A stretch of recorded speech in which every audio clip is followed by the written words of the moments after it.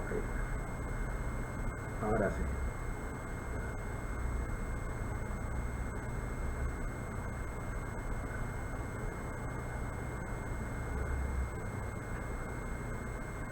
Ahora sí.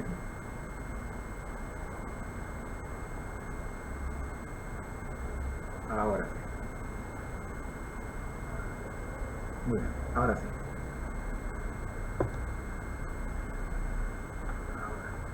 Bien, ya estamos.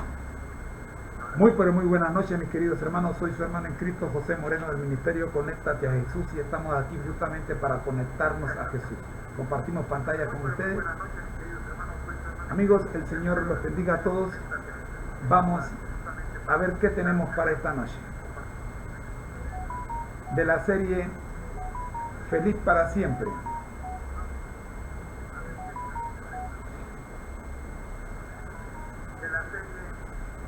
Esta noche vamos a ver Nehemías, un líder con propósito. Este es el programa número 6.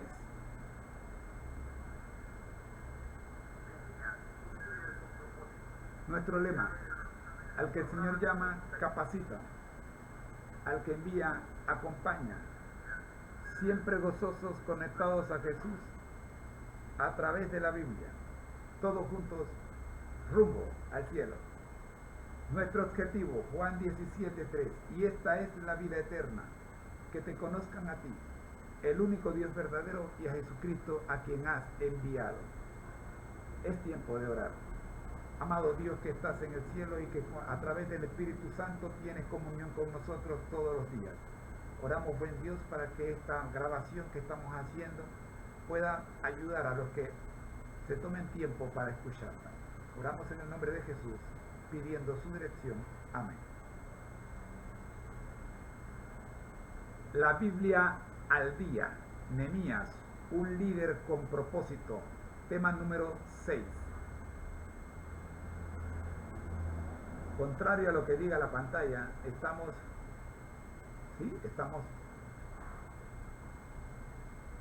en Nehemías 10. Pero no es para el 11, es para el 12 de febrero, aunque esta noche estamos grabando en la noche del 11, pero ustedes saben que el día cambia después de las 6 de la tarde. Elena G. de White nos tiene una serie de citas que hablan de Nehemías. Las hemos obtenido todas, y en 3 programas hemos tratado de presentarlas todas. Esta noche presentamos las últimas. La oración de Nehemías es un ejemplo para el pueblo de Dios hoy. Ese es el tema. El punto principal de la oración es recordarle a Dios sus promesas y reclamar su cumplimiento. Hemos visto 9 temas. Ellos son: los corazones de los que defienden esta causa deben llenarse del Espíritu de Jesús. El tema número 2, abrumado de pensar, Nehemías no podía comer ni beber. El número 3, mientras Nehemías oraba, se fortalecieron su fe y valor. El número 4, Nehemías reconoció su pecado personal en sus oraciones. Número 5, Nehemías se humilló ante Dios y le dio la gloria de vida a su nombre. El número 6, Nehemías oró, seguro de que Dios cumpliría su promesa. El 7, Nehemías formulaba sus oraciones de acuerdo con las necesidades del momento. Y el número 8, las oraciones de Nehemías eran vigorizadas por un propósito firme. Como Nehemías podemos orar en todo momento y lugar. La facultad de orar como oró Nehemías en un momento de su necesidad es un recurso del cual dispone el cristiano en circunstancias en que otras formas de oración pueden resultar imposibles. Los que trabajan en las tareas de vida, apremiados y casi abrumados de perplejidad, pueden elevar a Dios una petición para ser guiados divinamente. Cuando los que viajan por mar o por tierra se ven amenazados por algún grave peligro, pueden entregarse así a la protección del cielo. En momentos de dificultad o peligro repentino, el corazón puede clamar por ayuda a aquel que se ha comprometido a acudir en auxilio de sus fieles creyentes cuando quiera que le invoquen. Y hasta aquí el resumen de lo que hemos visto, 9 temas que ya hemos visto. Estamos en el contrario a lo que diga la pantalla, tema número 6.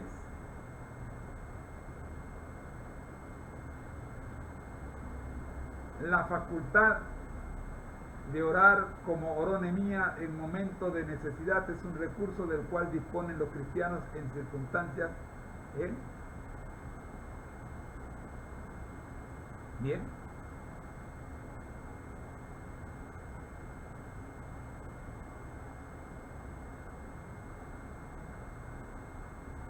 En toda circunstancia, el alma cargada de pesar y cuidados o fieramente azotada por la tentación puede hallar seguridad, apoyo y socorro en el amor y el poder inagotable de un Dios que guarda su pacto.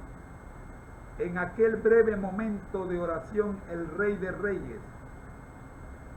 Reyes, Nehemías cobró valor para exponer a Artajerjes su deseo de quedar por un tiempo libre de sus deberes en la corte.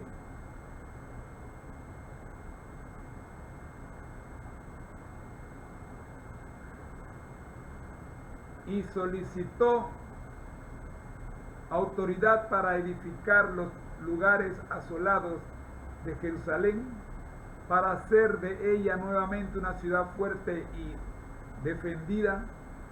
De esa petición dependían resultados portentosos para la nación judaica. Y explica Nehemías, otorgómelo el rey según la benéfica mano de Jehová sobre mí.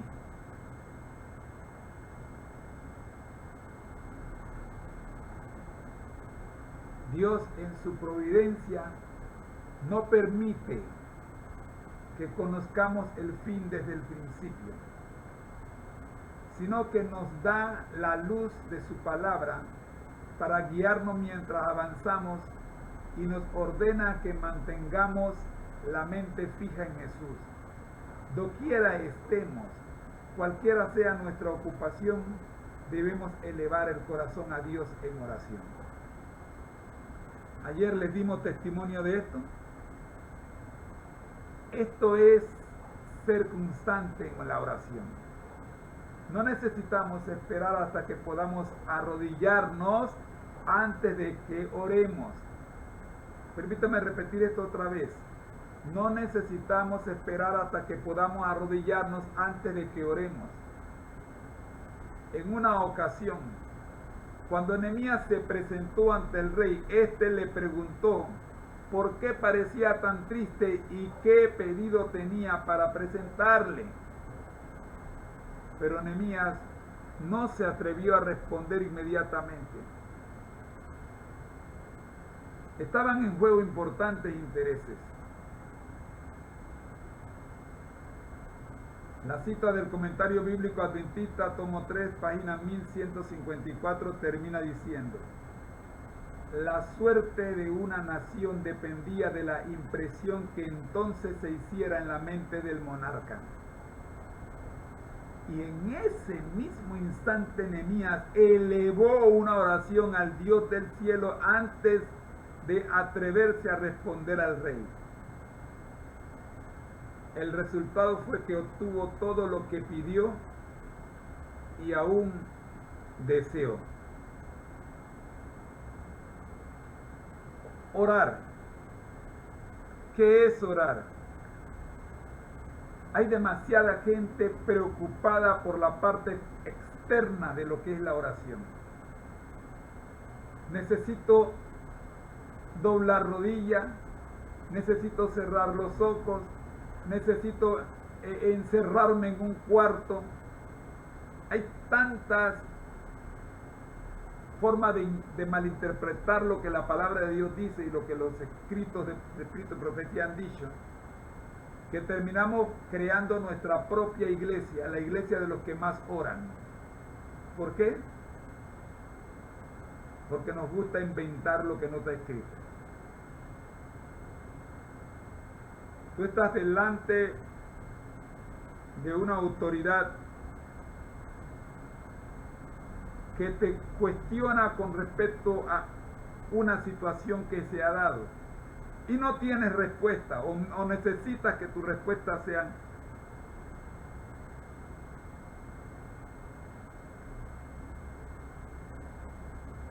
solamente. Te puedo decir que el viernes se me presentó una situación con un cliente y no tenía respuesta. El cliente tenía toda la razón, nosotros habíamos fallado. ¿Cómo decirle que habíamos fallado? Tuve que orar a Dios para que el Señor me diera palabras, cosa de que el cliente no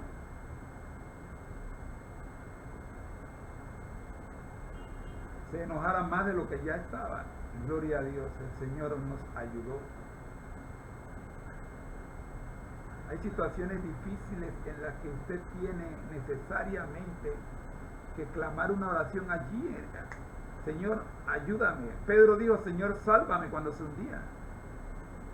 Muy bien, el día de hoy vamos a ver este mismo tema, la segunda parte. Como Nehemías podemos orar en todo momento y lugar. Segunda parte. No hay tiempo o lugar en que sea impropio orar a Dios. Repito, no hay tiempo o lugar en que sea impropio orar a Dios.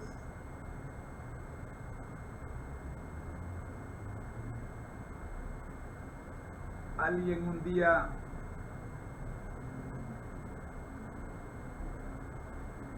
lo dijo a manera de chiste, de que los esposos que oraban en su recámara antes de intimidad, antes de tener intimidad, estaban fuera de orden.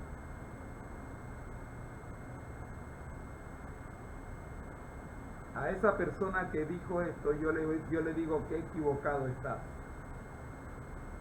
Porque no hay tiempo o lugar en que sea impropio orar a Dios. Esa pareja de recién casados que van a su luna de miel, ¿cuánto necesitan orar antes de comenzar la luna de miel? Seguimos. No hay nada que pueda impedirnos elevar nuestro corazón en ferviente oración. No hay nada que pueda impedirnos.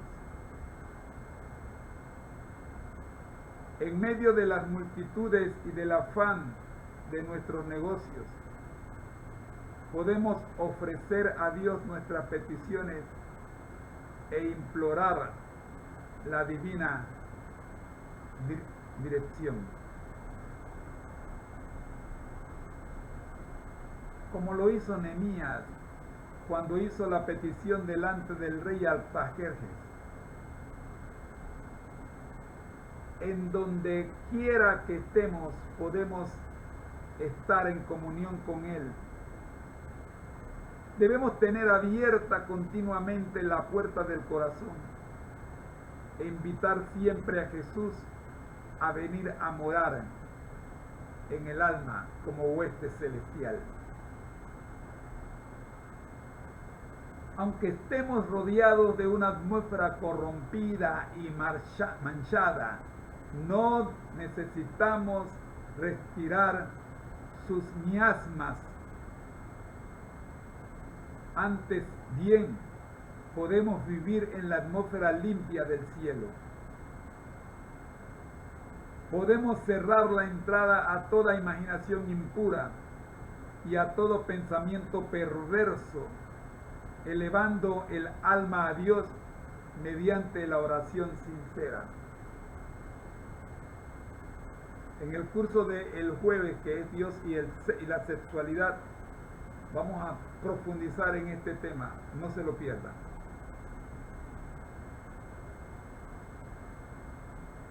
Aquellos cuyo corazón estén abiertos para recibir el apoyo y la bendición de Dios, andarán en una atmósfera más santa que la del mundo y tendrán constante comunión con el cielo.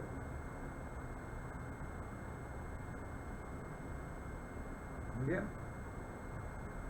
Hasta aquí, como Nehemías, podemos orar en todo momento y lugar. Y este es el tema número 9, bueno, el número 10 ya, que es la segunda parte del 9. Vamos al número 11. Nehemías oró fervientemente toda la noche.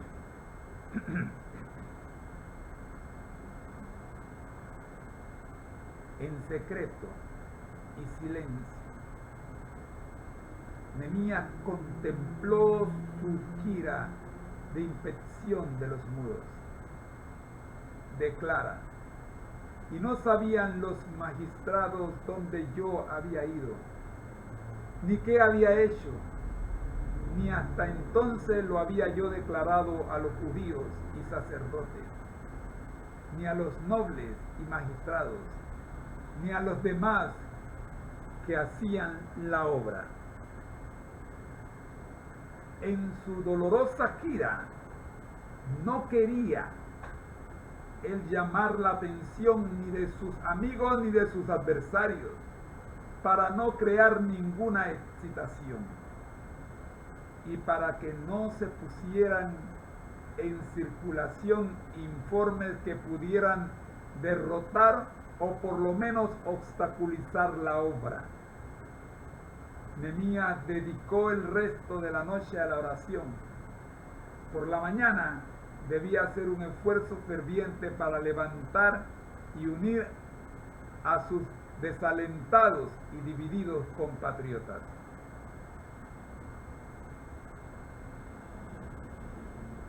Tema número 12.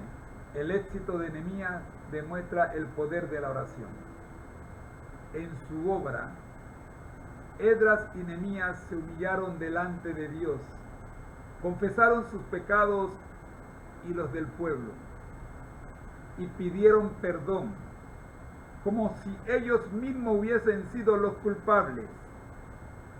Con paciencia trabajaron, oraron y sufrieron. Es increíble que muchos de nosotros queremos salir huyendo de la iglesia en cualquier momento que tenemos alguna desaveniencia. Hay que trabajar, orar y sufrir. No se olvide de ello.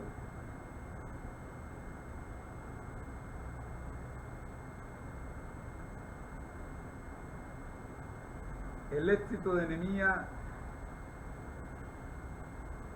demuestra el poder de la oración. Es interesante. Trabajaron, oraron y sufrieron. ¿Y qué obtuvo Nehemías como resultado? Éxito. Lo que más dificultó su obra no fue la franca hostilidad de los paganos, listen to me please, sino la oposición secreta de los que se decían sus amigos, quienes, al prestar su influencia al servicio del mal, multiplicaba por 10 la carga de los siervos de Dios. esos traidores proveían a los enemigos del Señor material para que guerreasen contra su pueblo. Sus malas pasiones y voluntades rebeldes estaban siempre en pugna con los claros requerimientos de Dios. Sin comentario, creo que está claro, clarito como el agua. Ya Malaquías lo dijo, que tus peores enemigos están en tu propia casa. El éxito que acompañó los esfuerzos de Nehemías revela lo que lograrán la oración, la fe y la acción sabia y enérgica. La oración, la fe y la acción sabia y enérgica. No puedes orar como quien tiene que ver televisión o como quien tiene hambre. Esas oraciones cuando vamos a comer se entienden porque uno tiene hambre. Pero tu oración, tienes que sacar tiempo para orar. Tu fe se demuestra con la acción,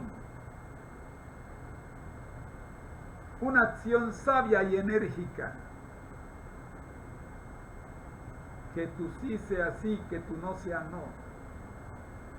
Nehemías no era un sacerdote ni profeta, ni pretendía título alguno, aunque sus enemigos le inventaron que él quería ser rey. Pero usted, lo vamos a ver más adelante. Fue un reformador suscitado para un tiempo importante. Se propuso poner a su pueblo en armonía con Dios, inspirado por su gran propósito, porque fue un líder con propósito, decidido a lograr toda la energía de su ser. Dedicó a lograrlo toda la energía de su ser. Inspirado por su gran propósito, dedicó a lograrlo toda la energía de su ser. Insisto en mencionar que toda, porque algunos de nosotros trabajamos a media. No ponemos toda la energía en nuestro ser. Y mis queridos hermanos, cerramos esta serie de Nehemías por Elena G. de White con esta última parte de la cita que dice: una integridad elevada e inflexible distinguió sus esfuerzos. Al verse frente al mal y a la oposición de lo recto, asumió una actitud tan resuelta que el pueblo fue incitado a trabajar con renovado celo y valor. No podía menos que reconocer la lealtad, el patriotismo y el profundo amor a Dios que animaban a Nehemías, y al notar todo esto, el pueblo estaba dispuesto a seguirlo a donde lo guiaba. Mis queridos hermanos, esto fue publicado el 29 de noviembre del año 2019 por Sola Escritura. Son etiquetas de Elena G. de White sobre Nehemías. Hasta aquí nuestro sexto estudio de Nehemías, un líder con propósito. Mañana vamos a seguir con Nehemías, pero ya no necesariamente con citas del Espíritu de Profecía. Vamos a tener otras citas de otros escritores que también hablan de Nehemías. Es tiempo de orar. Nuestro Dios que estás en el cielo, gracias Señor por el estudio de hoy. Oramos, buen Dios, para que las personas que están conectadas y los que se conecten a la grabación que queda en la red social puedan, Señor, disfrutar de la misma. Nehemías es un ejemplo claro para nosotros de cómo ser un líder con propósito. Gracias, Padre. Oramos en Jesús. Amén. Hasta aquí nuestra presentación de Nehemías, un líder con propósito, para el día de hoy. Ya está en pantalla. Vamos ahora a escuchar el capítulo 10 del libro de Nehemías en la Biblia. Vamos a compartir con ustedes el capítulo 10.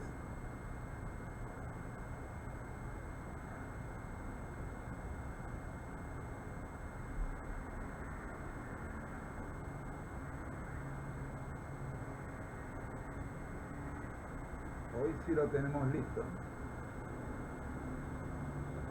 Escuchemos. Capítulo 10.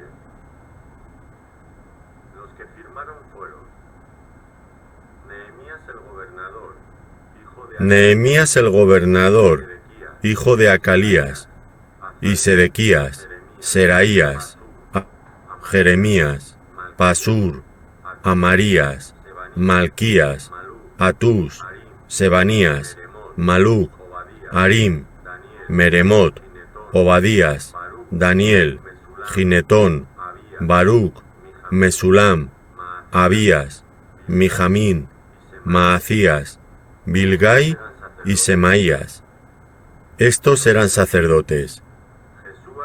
Y los levitas: Jesúa hijo de Azanías, Binui de los hijos de Henadad, Cadmiel y sus hermanos Sebanías, Odías, Kelita, Pelaías, Anán, Micaía, Reob, Asabías, Zacur, Serebías, Sebanías, Odías, Bani y Beninu.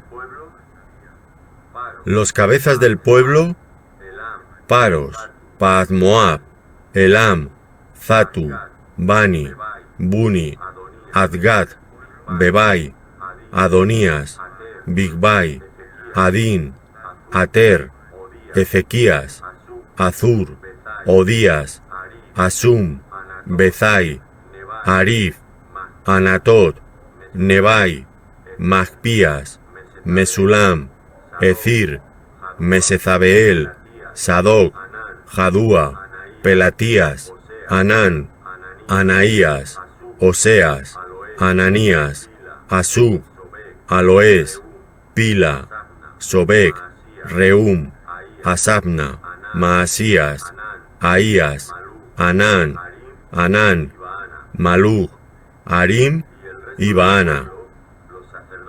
Y el resto del pueblo, los sacerdotes, levitas, porteros y cantores, los sirvientes del templo, y todos los que se habían apartado de los pueblos de las tierras a la ley de Dios, con sus mujeres, sus hijos e hijas, todo el que tenía comprensión y discernimiento, se reunieron con sus hermanos y sus principales para protestar y jurar que andarían en la ley de Dios, que fue dada por Moisés, siervo de Dios, y que guardarían y cumplirían todos los mandamientos, decretos y estatutos de Jehová nuestro Señor, y que no daríamos nuestras hijas a los pueblos de la tierra, ni tomaríamos a sus hijas para nuestros hijos.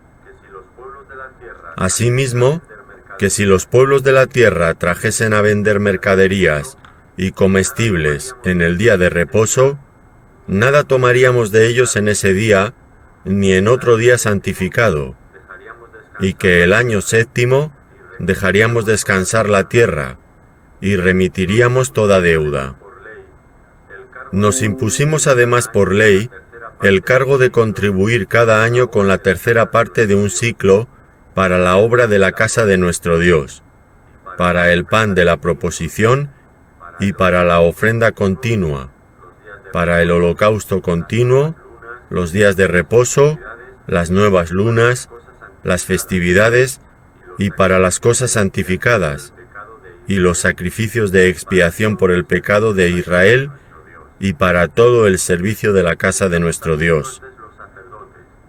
Echamos también suertes los sacerdotes, los levitas y el pueblo, acerca de la ofrenda de la leña, para traerla a la casa de nuestro Dios, según las casas de nuestros padres, en los tiempos determinados cada año, para quemar sobre el altar de Jehová nuestro Dios, como está escrito en la ley.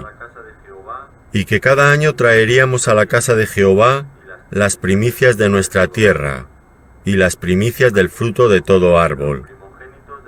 Asimismo, los primogénitos de nuestros hijos y de nuestros ganados, como está escrito en la ley, y que traeríamos los primogénitos de nuestras vacas y de nuestras ovejas a la casa de nuestro Dios, a los sacerdotes que ministran en la casa de nuestro Dios, que traeríamos también las primicias de nuestras masas y nuestras ofrendas, y del fruto de todo árbol, y del vino y del aceite, para los sacerdotes, a las cámaras de la casa de nuestro Dios, y el diezmo de nuestra tierra para los levitas, y que los levitas recibirían las décimas de nuestras labores en todas las ciudades, y que estaría el sacerdote hijo de Aarón con los levitas, cuando los levitas recibiesen el diezmo, y que los levitas llevarían el diezmo del diezmo a la casa de nuestro Dios, a las cámaras de la casa del tesoro.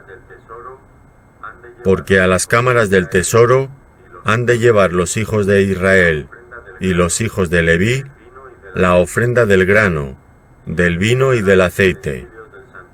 Y allí estarán los utensilios del santuario y los sacerdotes que ministran, los porteros y los cantores, y no abandonaremos la casa de nuestro Dios.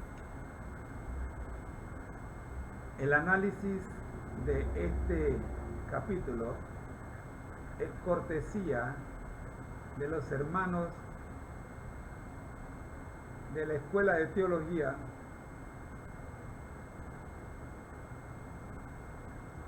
de la Universidad Adventista de Centroamérica.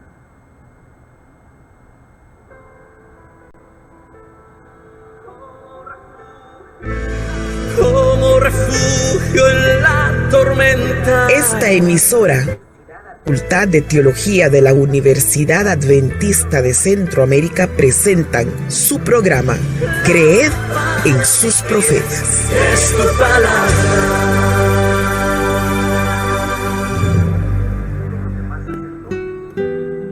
Todos los demás sacerdotes, levitas, porteros, cantores, servidores del templo, todos los que se habían separado de los pueblos de aquella tierra para cumplir con la ley de Dios, más sus mujeres, hijos e hijas, y todos los que tenían uso de razón, se unieron a sus parientes que ocupaban cargos importantes y se comprometieron, bajo juramento, a vivir de acuerdo con la ley que Dios les había dado por medio de su servidor Moisés, y a obedecer todos los mandamientos, normas y estatutos de nuestro Señor. Nehemías capítulo 10 versículos 28 y 29. Hoy tenemos una invitación: renovemos con nuestras familias obedecer y cumplir los mandamientos dados por Dios. Esdras y Nehemías, juntos con los dirigentes civiles y religiosos que volvieron del exilio babilónico, renovaron el pacto de fidelidad a Dios. En este capítulo, el resto del pueblo, junto con sus esposas e hijos, se comprometieron bajo juramento vivir de acuerdo con los mandatos divinos dados al pueblo de Israel. Como familia, o ya sea en forma individual, renovemos nuestro pacto con Dios como se hizo en el pasado. Que Dios ocupe el primer lugar en nuestras vidas. Que la primera actividad de cada día sea leer la Biblia para conocer la voluntad divina. Enseñar a nuestros hijos obediencia a Dios y respeto a las personas. Cultivar la dadivosidad para compartir con los necesitados parte de las bendiciones que recibimos. cuidar nuestros cuerpos porque es templo del Espíritu Santo, cumplir con nuestras obligaciones para así aliviar la carga de los demás, prepararnos para encontrarnos con Cristo en su segunda venida. La cita selecta de hoy se encuentra en Testimonios para la Iglesia, tomo 1, página 132. Vi que el Israel de Dios debe levantarse y renovar su fortaleza en Dios, reafirmando y cumpliendo su pacto con Él. La codicia, el egoísmo, el amor al dinero y el amor al mundo compenetran todas las filas. Los que albergan esta codicia en su corazón no se dan cuenta de ello. Ese mal se ha apoderado de ellos imperceptiblemente, y a menos que lo desarraiguen, su destrucción será tan segura como la de Acán. Muchos han quitado su sacrificio del altar de Dios. Aman al mundo, desean sus ganancias, y a menos que se produzca en ellos un cambio completo, perecerán con el mundo.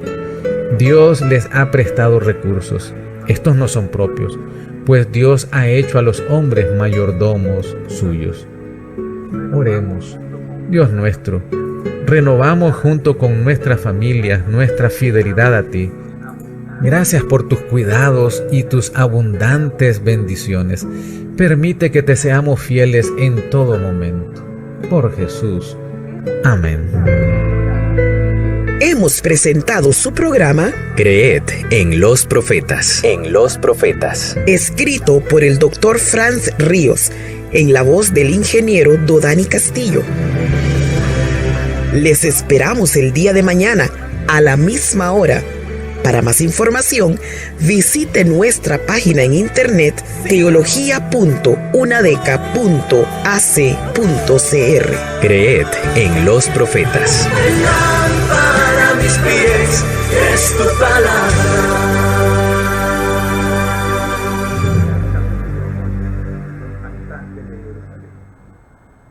Agradecemos a la Escuela de Teología de la Universidad Adventista de Centroamérica por su programa Creed en sus profetas. A continuación, vamos con ser semejantes a Jesús.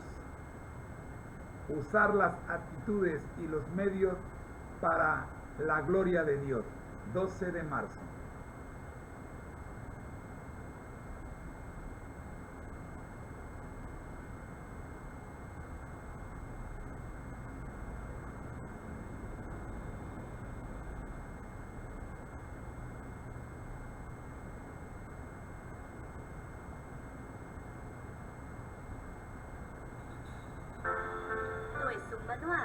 Es un devocional y debe ser nuestra meta.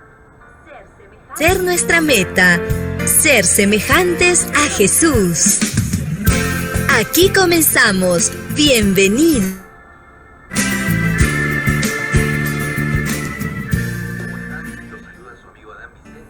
¿Cómo están? Los saluda su amigo Adán Vicente para acompañarlos con la reflexión de hoy.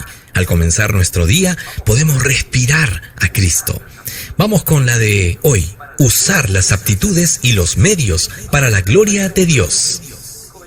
Abrimos la Biblia en Mateo 25:29. Porque al que tiene le será dado y tendrá más, y al que no tiene, aún lo que tiene le será quitado.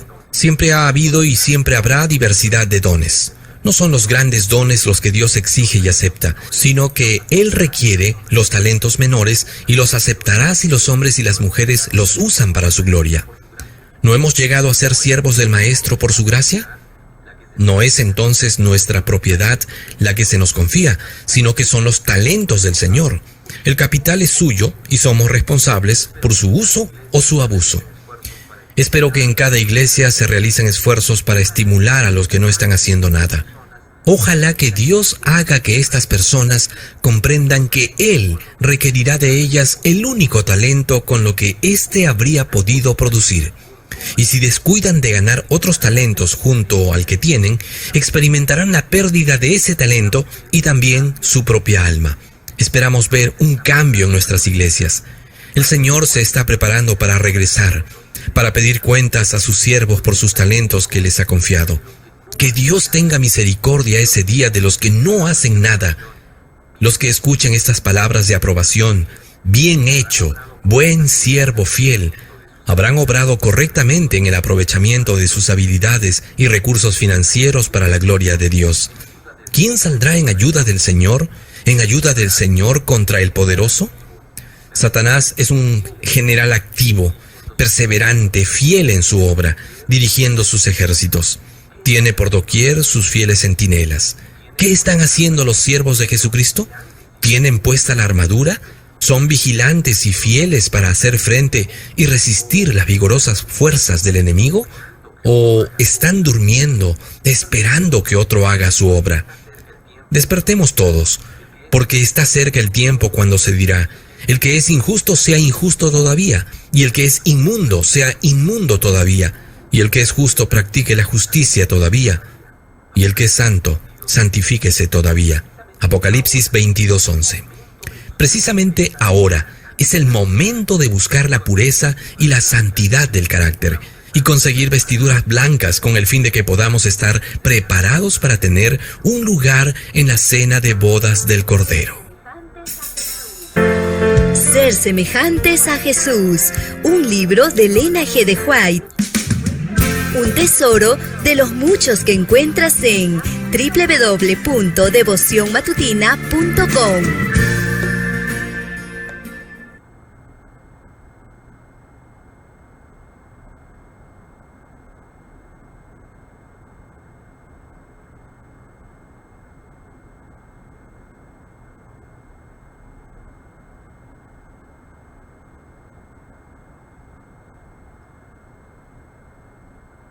Muy bien, mis queridos hermanos, llegamos al plato fuerte del día de hoy.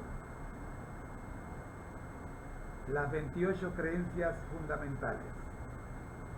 Nuestro libro texto En esto creemos. La página donde usted puede conseguir el libro está en pantalla.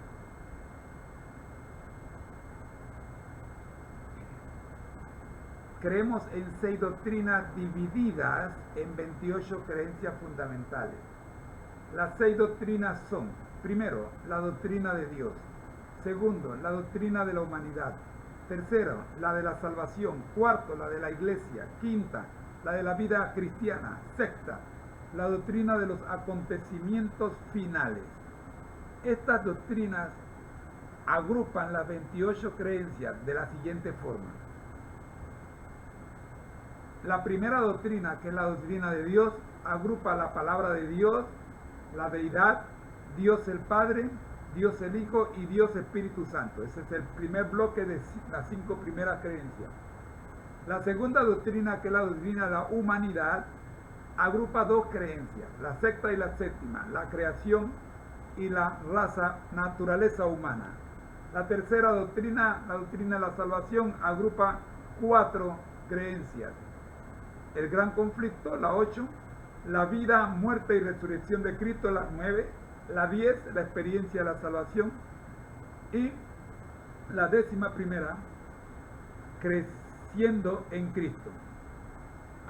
La cuarta doctrina es la doctrina de la iglesia. Acá tenemos 5 creencias más: la iglesia, la 12, el remanente y su misión, la 13, la unidad del cuerpo de Cristo, la 14, el bautismo, la número 15, la número 16, la cena del Señor.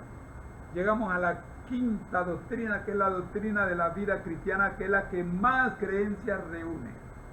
Acá tenemos los dones y los ministerios espirituales, el don del Espíritu de Profecía, 17 y 18 respectivamente, la 19, la iglesia de Dios, la 20, el sábado, la 21, la mayordomía, la conducta cristiana, la 22, y cerramos la quinta doctrina con la creencia número 23, el matrimonio y la familia. Todas son buenísimas. Llegamos a la última doctrina, la doctrina de los acontecimientos finales. En esta doctrina tenemos apenas 5 creencias, las 5 últimas: el ministerio de Cristo en el santuario celestial. De paso, somos los únicos que tenemos el santuario como una doctrina, la segunda venida de Cristo, creencia 25, la creencia 26, la muerte y la resurrección, la penúltima creencia, el milenio y el fin del pecado, y la última de nuestras creencias, la tierra nueva.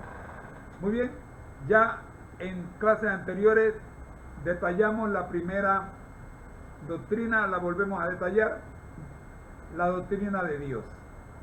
Nuestro Dios creador es amor, poder y esplendor. Él es 3 en 1, misterioso e infinito, y sin embargo desea una conexión íntima con la humanidad. Dios nos dio la Biblia como su santa palabra para que pudiéramos aprender más sobre Él y construir una relación con Él. En el segmento que continúa vamos a ver cómo se estudia la Biblia. Las siguientes declaraciones describen lo que la Iglesia Adventista del Séptimo Día cree acerca de Dios y su palabra. Primero, las Sagradas Escrituras es nuestra primera creencia y es la que estamos estudiando. Las Sagradas Escrituras, Antiguo y Nuevo Testamento, son la palabra escrita de Dios, dada por inspiración divina. Los autores inspirados hablaron y escribieron movidos por el Espíritu Santo. En esta palabra, Dios ha confiado a la humanidad el conocimiento necesario para la salvación. En otras palabras, ¿quieres ser salvo? Lee tu Biblia. Allí está la fórmula. Las Sagradas Escrituras son la suprema autoritaria e infalible revelación de su voluntad. Son la norma de carácter, la prueba de experiencia, el revelador definitivo de las doctrinas y el registro fiable de los actos de Dios en la historia. Ningún otro libro te va a narrar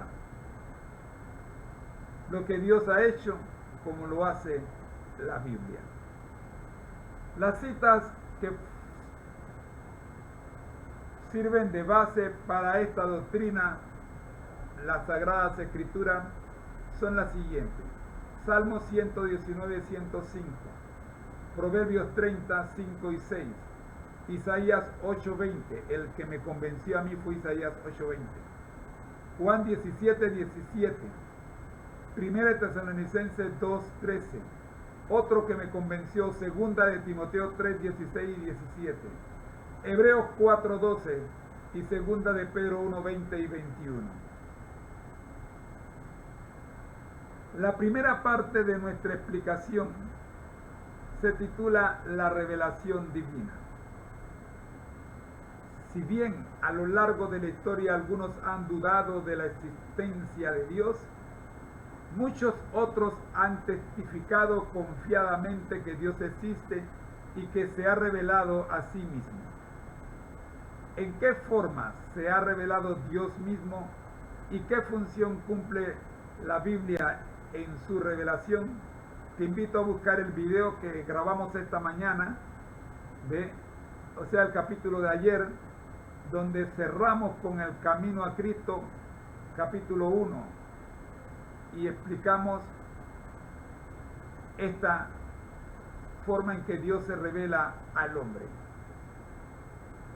La revelación general. La semana pasada hablamos de la revelación general. Dijimos que la vislumbre del carácter de Dios que provee la historia, la conducta humana, la conciencia y la naturaleza, con frecuencia se llama revelación general, porque está disponible a todos y apela a la razón. Sin embargo, el pecado limita la revelación que Dios hace de sí mismo mediante la creación, al oscurecer nuestra capacidad de interpretar su testimonio. En su amor nos dio una revelación especial de sí mismo para ayudarnos a obtener respuesta a estas grandes preguntas que nos desconciertan. Por eso hoy iniciamos el estudio de la lección número 11 para nuevos creyentes, cuyo título es ¿Cómo interpretar la Biblia? No se pierda la última parte del estudio de hoy, que vamos a iniciar cómo interpretar la Biblia. Mediante el Antiguo Testamento y el Nuevo Testamento, Dios se reveló a sí mismo ante nosotros en una forma específica, sin dejar lugar a duda en cuanto a su carácter de amor. Su revelación vino primeramente mediante los profetas, luego la revelación máxima mediante la persona de Jesucristo. Hebreos 1 y 2. La Biblia declara la verdad acerca de Dios y lo revela como persona. Ambos aspectos son necesarios. Necesitamos conocer a Dios mediante Jesucristo, Juan 17:3. Y esta es la vida eterna, que te conozcan a ti, el único Dios verdadero, y a Jesucristo a quien has enviado. Ese es el propósito y el objetivo de todo nuestro programa desde hace 3 años. Conforme a la verdad que está en Jesús, Efesios 4:21, y mediante las Escrituras Dios penetra en nuestras limitaciones mentales, morales y espirituales, comunicándonos su anhelo de salvarnos.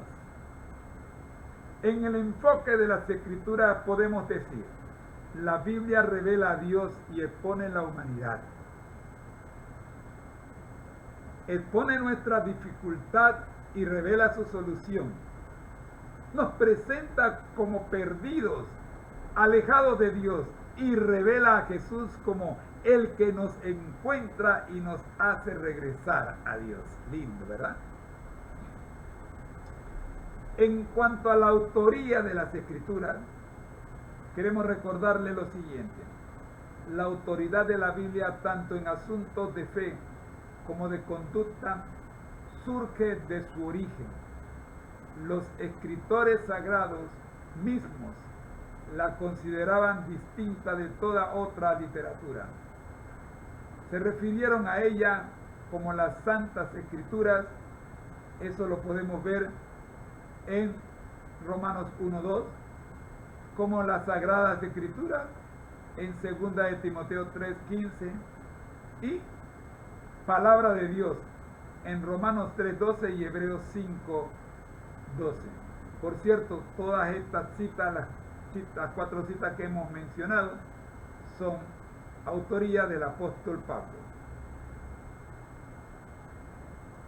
Bien, mi querido hermano, hasta aquí el repaso. Ahora vamos a ver el tema de hoy: la inspiración de las Escrituras. Oremos. Nuestro Dios que estás en el cielo, suplicamos de usted, Señor, su dirección para presentar el tema de hoy con la mayor claridad posible. Por Jesús. Amén. La inspiración de las Escrituras. Pablo dice: toda la Escritura es inspirada por Dios. 2 de Timoteo 3:16. Como les dije hace un rato, este fue uno de los versículos que me convenció de que yo debería ser cristiano.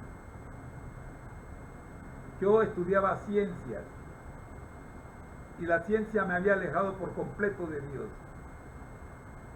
Pero cuando empecé a estudiar la Biblia Santo, la inspiración vino a mí y ya no me pude despegar de este libro. La palabra griega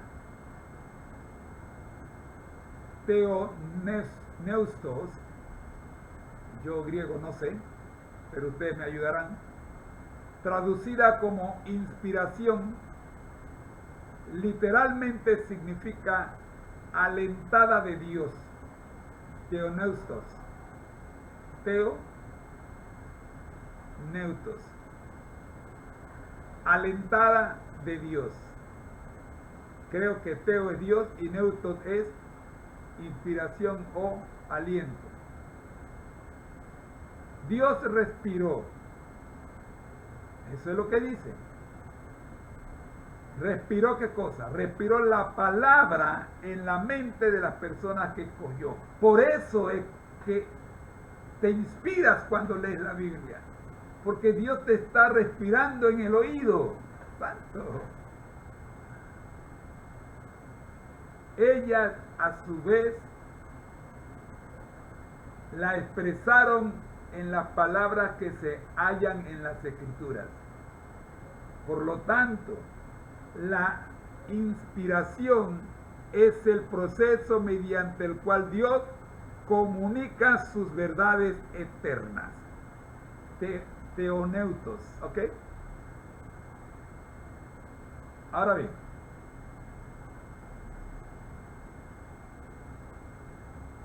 el proceso de inspiración, la revelación divina. Veamos el proceso de inspiración.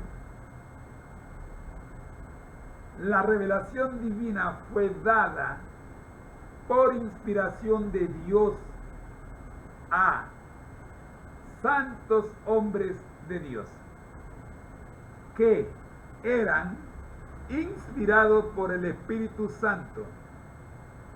Segunda de Pedro 1:21. Estas revelaciones fueron incorporadas en el lenguaje humano, con todas sus limitaciones e imperfecciones. Sin embargo, permanecieron como el testimonio de Dios. Dios inspiró a los hombres, no las palabras. Santo. ¿Qué te quiero decir? No fue un dictado. Dios nos dictó su palabra. Cuando tú lees la Biblia, Dios te inspira. Y tú lees y vives, pones en práctica lo que leíste según la inspiración que recibiste. ¿Eran los profetas tan pasivos como las grabadoras que repiten lo que se ha grabado?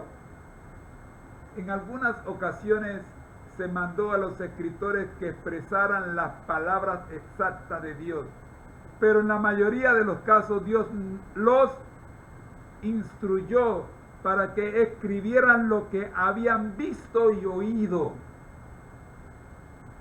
Una de las razones por las cuales los criminólogos descubren a los testigos mentirosos, ¿saben por qué? Ay, te voy a explicar por qué. Porque narran los acontecimientos exactamente iguales, a pesar de que lo vieron desde distintos ángulos.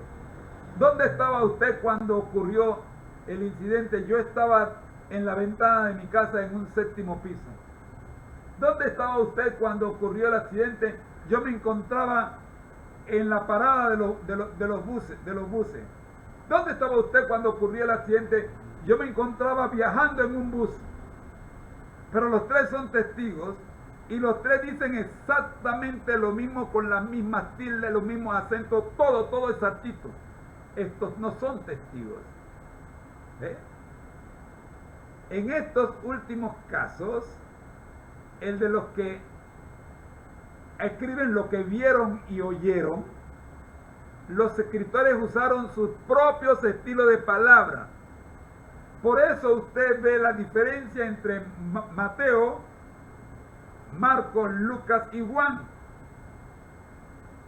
De por sí, Lucas no estuvo, pero Lucas escribe lo que investigó de lo que vieron los que sí estuvieron. Y cuando usted lee el Evangelio de Lucas y el Evangelio de Juan, el Evangelio de Mateo y el Evangelio de Marcos, usted nota que los tres están diciendo lo mismo, pero con palabras diferentes y con posiciones diferentes. Algunos lo hacen más corto, otros lo hacen más largo, el mismo evento, Y algunos hasta los describen con 2 o 3 palabras, nada más. Eso se llama inspiración divina. Pablo observó que los espíritus de los profetas están sujetos a los profetas. 1 Corintios 14, 32. La inspiración genuina no anula la individualidad ni la razón, integridad o personalidad del profeta. El profeta tiene libertad de escribir según su propio razonamiento.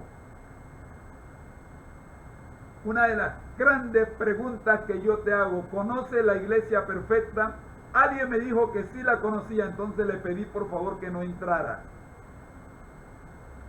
Porque si él entraba, dejaría de ser perfecta. No existe el varón de Dios perfecto.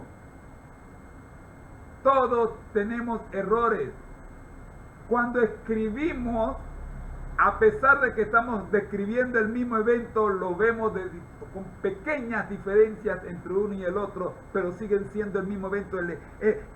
La esencia misma no se pierde, salvo aquellos que intencionalmente quieren escribir lo que no vieron,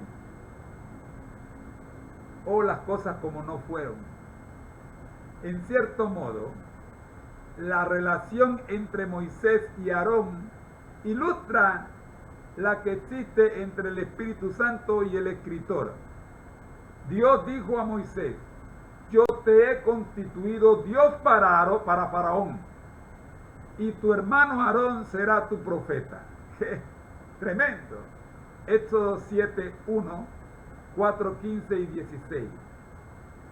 Moisés informó a Aarón los mensajes de Dios, y Aarón a su vez los comunicó a Faraón en su propio estilo y vocabulario. Recuerden que Moisés dijo que él era torpe para hablar, así que le asignaron a Aarón para que hablara por él. De la misma forma, los escritores de la Biblia comunicaron los divinos mandatos, pensamientos e ideas en su propio estilo de expresión. Es porque Dios se comunica en esta forma que el vocabulario de los diversos libros de la Biblia es variado y refleja la educación y la cultura de sus escritores. La Biblia no es la forma de pensamiento y de la expresión de Dios. Con frecuencia los hombres dicen que cierta expresión no parece de Dios, pero Dios no se ha puesto a sí mismo a prueba en la Biblia por medio de palabras, de lógica, de retórica. Los escritores de la Biblia eran los escribientes de Dios, no su pluma. Santo. La segunda es más violenta. Escucha. La inspiración no obra en la palabra del hombre ni en sus expresiones, sino en el hombre mismo, que está imbuido con pensamientos bajo la influencia del Espíritu Santo. Pero las palabras reciben la impresión de la mente individual. La mente divina es difundida. La mente y la voluntad divina se combinan con la mente y la voluntad humana. De ese modo, las declaraciones del hombre son la palabra de Dios. ¡Wow! Miremos la tercera. En una ocasión, Dios mismo habló y escribió las palabras exactas, los 10 mandamientos. Son composición divina, no humana. Éxodo 20, 1 al 17, 31, 18, Deuteronomio 10, 4 y 5. Sin embargo, aún estos tuvieron que ser expresados dentro de los límites del lenguaje humano. La Biblia, entonces, nuestra cuarta cita, es la verdad divina expresada en el idioma humano. Imaginémonos tratando de enseñar física cuántica a un bebé.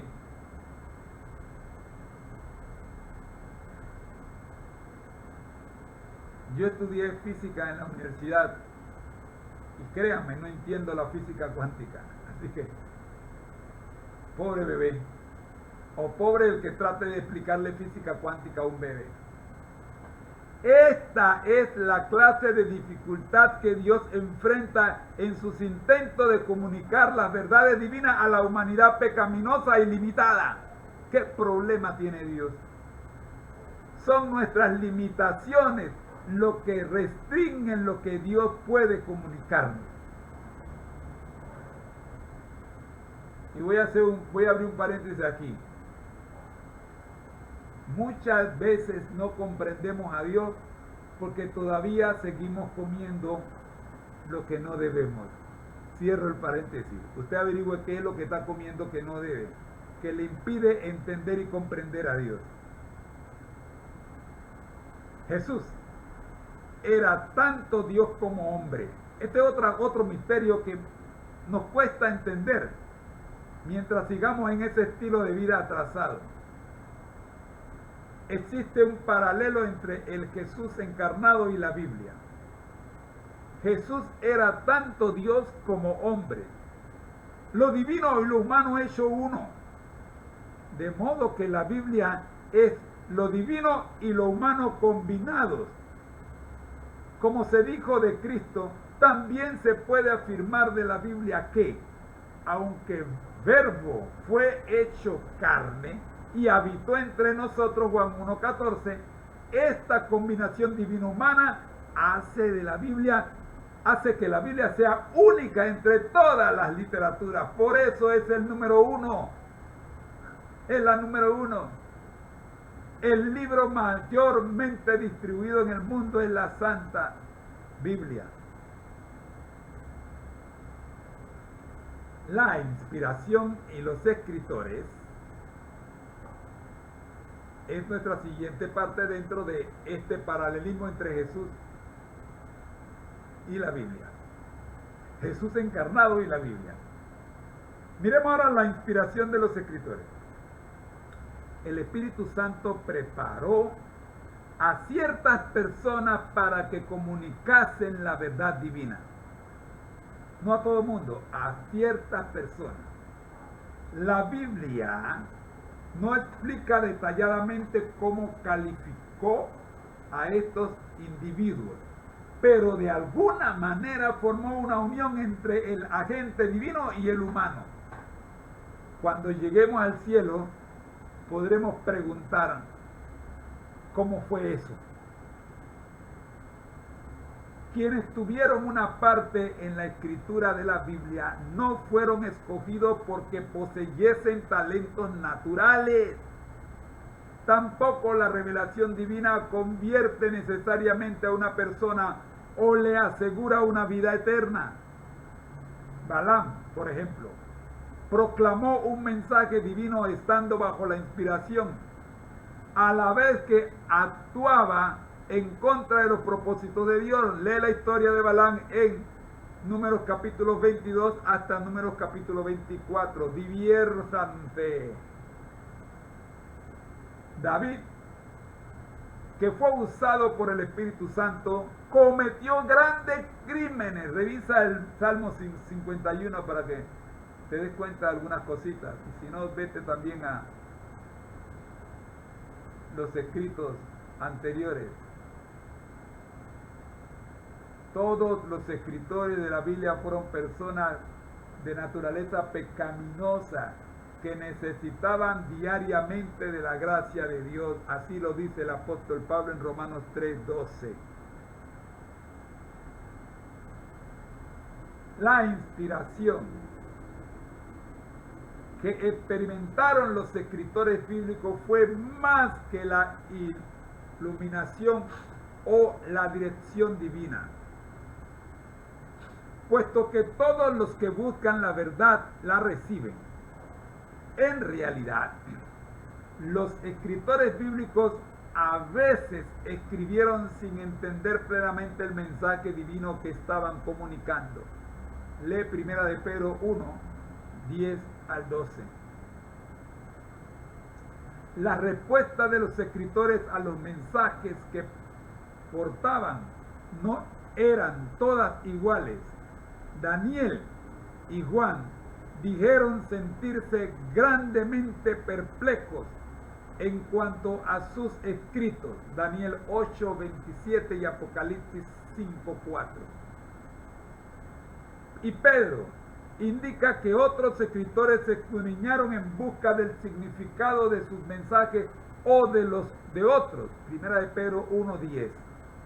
A veces otros individuos temían proclamar un mensaje inspirado y otras veces hasta altercaban con Dios. Revisa Habacuc 1. Mi favorito, Jonás 1:1 al 3 y 4:1 al 11.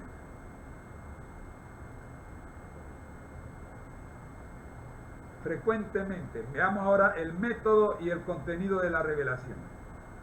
Frecuentemente el Espíritu Santo comunica conocimiento divino mediante visiones y sueños, número 12:6. A veces hablaba audiblemente o al sentido interior de la persona.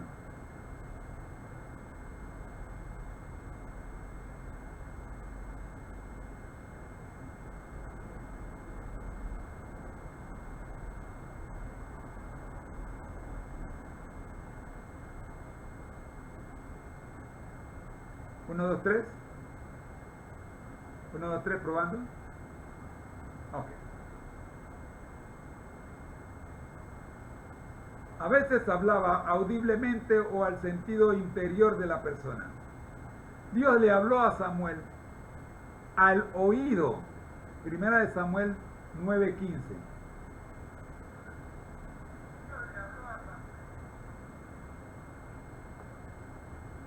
Zacarías recibió representaciones simbólicas con explicaciones, Zacarías 4.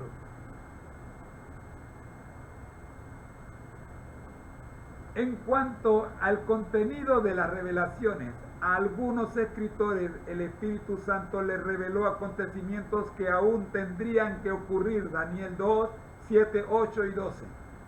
Otros registraron hechos históricos, ya sea sobre la base de una experiencia personal o seleccionando materiales de registros históricos existentes, Jueces 1, Samuel 2, Crónicas, los Evangelios y el libro de Hechos.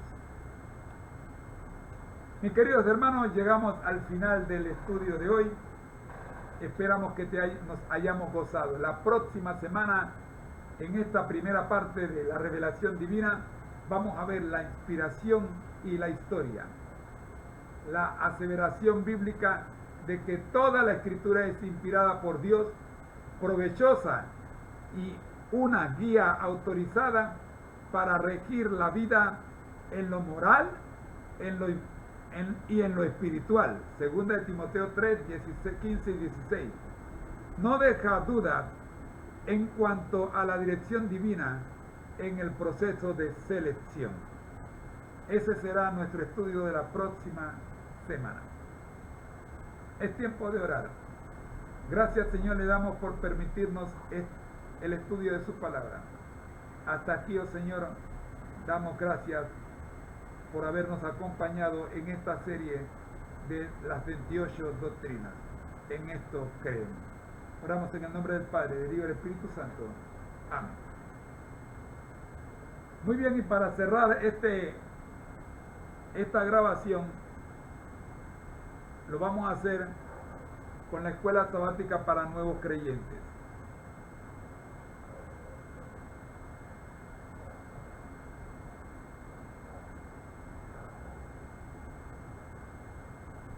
Iniciamos la lección número 11 del primer trimestre en Marcha con Jesús.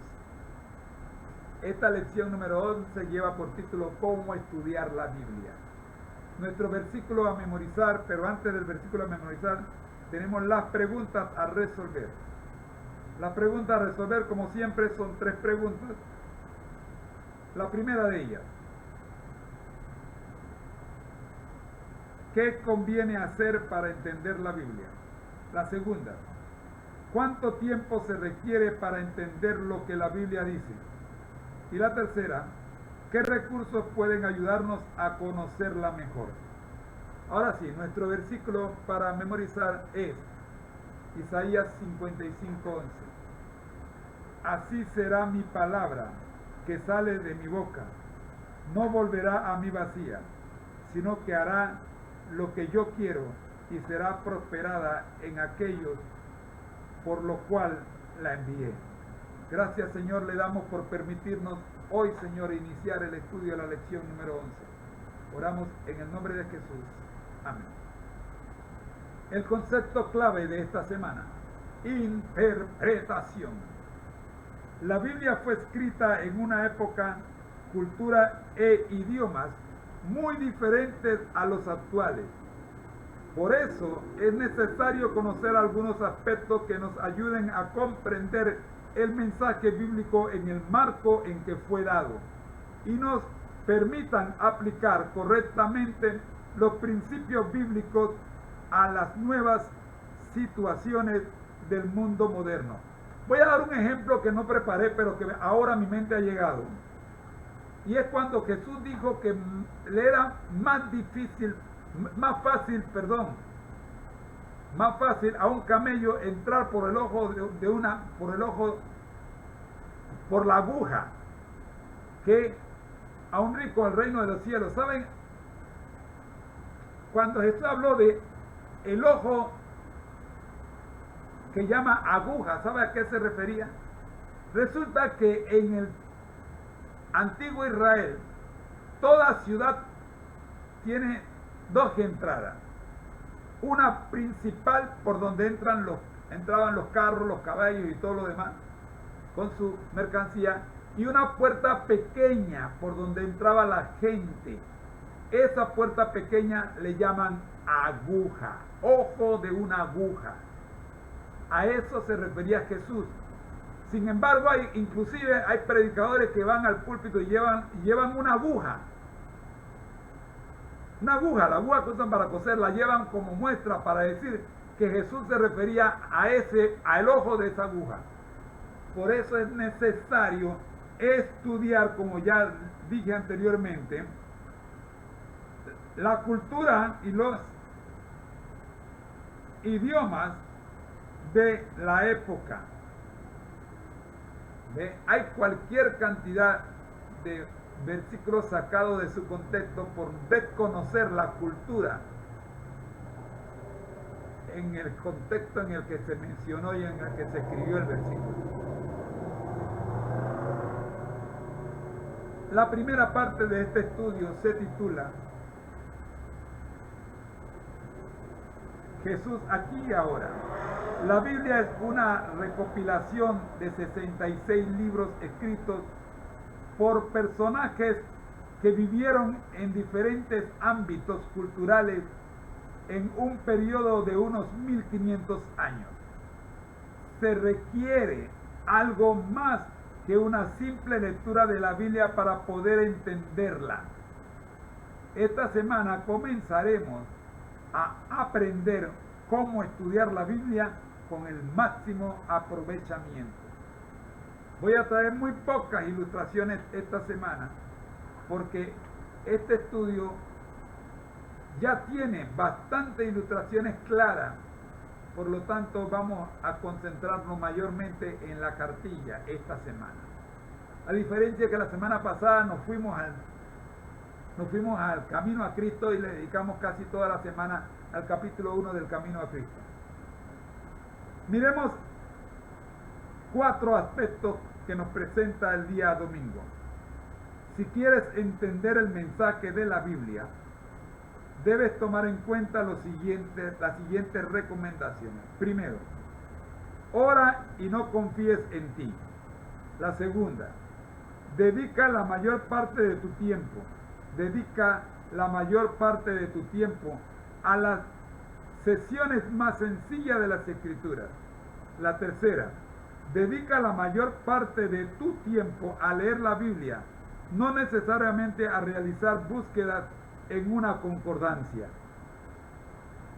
Y la cuarta, consulta a otros autores antes de llegar a una conclusión.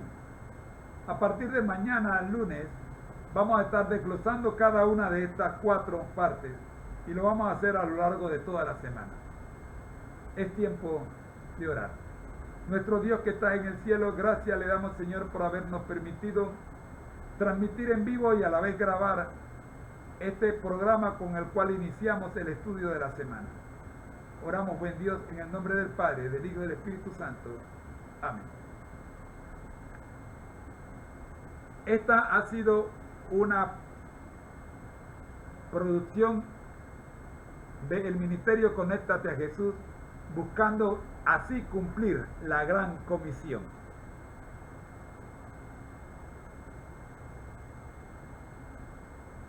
A continuación, les invitamos para que usted se prepare para estudiar la lección de escuela sabática regular. Por ahora me resta de recordarles que al que el Señor llama, capacita, al que envía, acompaña, siempre gozosos, conectados a Jesús a través de la Biblia, todos juntos, rumbo al cielo. Y esta es la vida eterna, que te conozcan a ti, el único Dios verdadero, y a Jesucristo a quien has enviado. Ha sido una producción del Ministerio Conéctate a Jesús, en la voz de su hermano en Cristo, José Moreno, siervo de Dios. El Señor les bendiga.